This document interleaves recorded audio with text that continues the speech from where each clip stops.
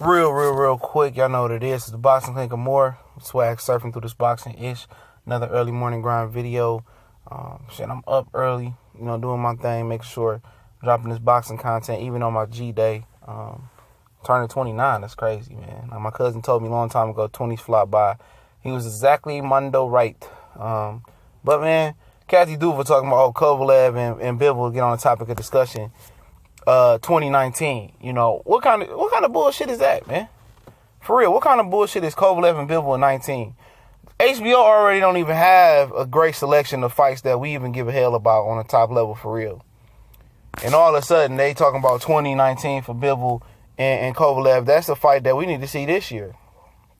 Madison Square Garden.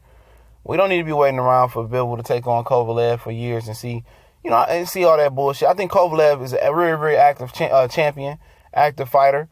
He probably gonna fight at least 3 or 4 times this year. So he's supposed to be fighting Marcus Brown sometime in the middle of the summer. And then you tell him he can't come back around the end of the year and fight Bivol. So why we have to wait for him to fight Bivol? I know Bivol ready to lace him up and throw hands and wrap his hands and do his thing versus anybody. He's very confident, and I believe he beat the shit out of Kovalev. I believe Kathy Duva know that as well. But I don't know why we got to continue to wait for fights that we want to see. Not even this isn't a mega fight, but this is a really good fight stylistically wise. I mean, this is a good proven fight for Kovalev to see if he truly back. I understand that Marcus Brown mandatory. I'm cool with it. I expect him to kick Marcus Brown ass and Kovalev and knock him out. Him and Barrera's going to be on the same card this summer. So why not do the fight later in 2018 and get it over with? I mean, just continue to wait for fights that we want to see in boxing. It's just getting too prevalent. I believe it's becoming an epidemic in boxing. Trying to build the fight up. You heard Danny Garcia. I did the video on it like last week or the week after last, saying that he want to build the fight up so the money value can go up like Pacquiao and Mayweather. Not saying that he gonna make $100 million, but he thinks the value of the longer the fight marinates, the more the value of the fight goes up and the more money the fighters get. But you gotta look at the situation here, man.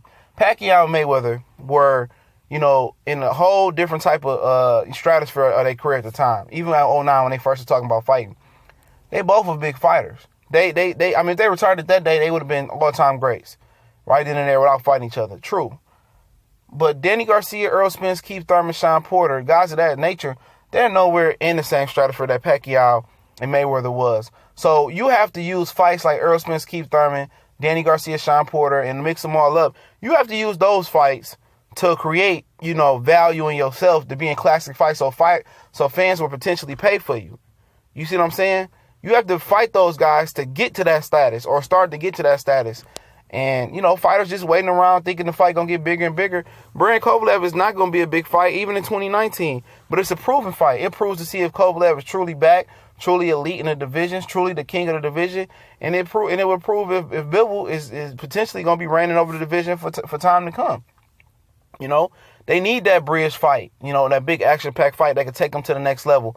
It might not take them to the level they want to be at, but it's going to take them to an elite level amongst hardcore boxing fans. And then potentially with more opponents, it could be on the casual level and you could be banking in the real money then. But y'all know what it is. It's TBC. We out.